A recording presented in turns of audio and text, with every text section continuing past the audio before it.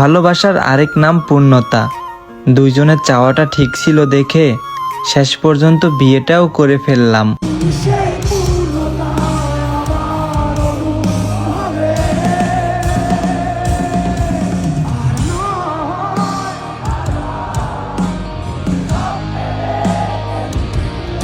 আর এইটাই আমার বউ ভাতের লাস্ট ব্লগ। তাছাড়া মিম আমাকে কি গিফট দিল সবকিছু থাকছে আজকের ব্লগে।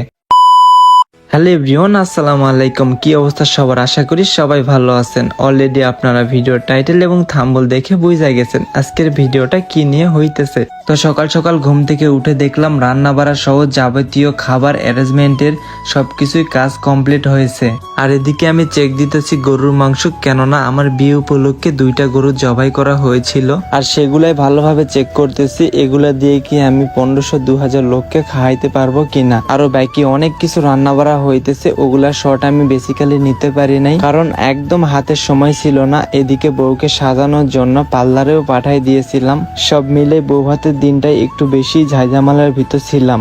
আর এদিকে খাবার প্যান্ডেলের ডেকোরেশনের লোকেরাও কাজকাম সবকিছু শুরু করে দিয়েছে আর এগুলাই আমি একটু ভালোভাবে চেক করতেছি। আর 1500 থেকে 2000 লোক কিভাবে খাওয়াবো, কয় বেসে খিলাবো, এইটা নিয়ে একটু ঝাইঝামেলার ভিতর ছিলাম। আর ডেকোরেশনের লোকেদের সাথে ভালোভাবে কথা বলতেছি। আর এইটা হ্যান্ডিখানা, এখানে সবকিছু মালামাল সেট করে নেওয়া হইতেছে।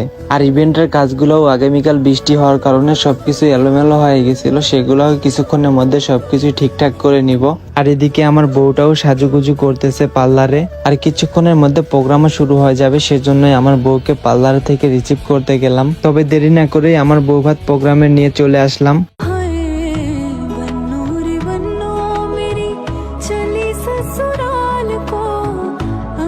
এটাই ছিল আমার বউ ভাত অনুষ্ঠানের 2জনের লুক। আর আমাদের 2জনকে কেমন লাগতেছে আপনারা অবশ্যই কমেন্টে জানাবেন। আর এদিকে আমরা কিছু কাপল ফটোশুট করতেছি আর আমাদের কাপল কিছু ভিডিও নিতেছি বিয়ে উপলক্ষে। আর ক্যামেরাম্যান ছিল মাসুদ, সে অনেক ফটোগ্রাফি এবং ভিডিওগ্রাফির কাজ করে থাকে।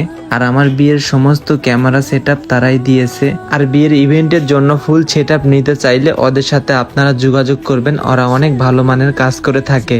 আর এদিকে হালকা করে কিছু আরো ফটোশুট করে নিলাম। আর এদিকে স্টেজে বন্ধু মামুন এসে আমাকে অভিনন্দন জানালো, তবে তাকে ধন্যবাদ জানিয়ে আমার পাশে বসে নিলাম। আর আমরা পার্সোনালি কিছু ভিডিও এবং ফটোশুট করে নিলাম।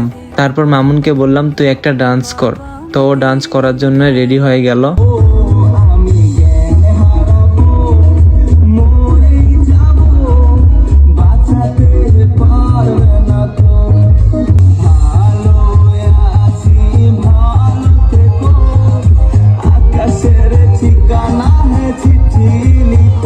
তবে নাচের প্রোগ্রাম বেশ ভালোই করছিলাম। আর এই দিনটা সারা জীবন মনে রাখার মতো একটা স্মরণীয় দিন, কেননা এই দিনটা হয়তো বার কখনো চাইলেও ফিরে পাবো না। তবে সবকিছু মিলে আলহামদুলিল্লাহ বিয়েটা অনেক সুন্দরভাবে পার করতে পারছি। তবে সবশেষে সবার খাওয়া দাওয়া শেষ হলো, আমাদের খাওয়া দাওয়া কিন্তু শেষ হয় নাই, এই জন্যই সবার শেষে আমরা খাওয়া দাওয়া করে নিতেছি।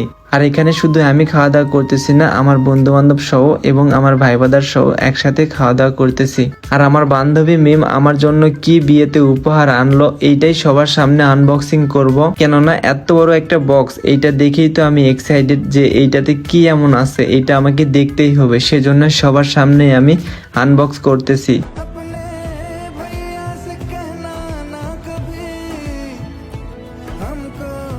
হাই হাই, মিম আমাকে কি এমন গিফট করলো, বালতি সহ বাথরুমের সকল যাবতীয় জিনিস। এইটা দেখার জন্যই আমি এক্সাইটেড ছিলাম। হাই রে হাই কপাল আমার, তোর কাছ থেকে এসব গিফট পাবো আমি কখনো আশা করি নাই। আমি ভাবছি তুই আমার একমাত্র বান্ধবী, তুই আমাকে বড় কোনো উপহার দিবি, শেষ পর্যন্ত এগুলা দিলি।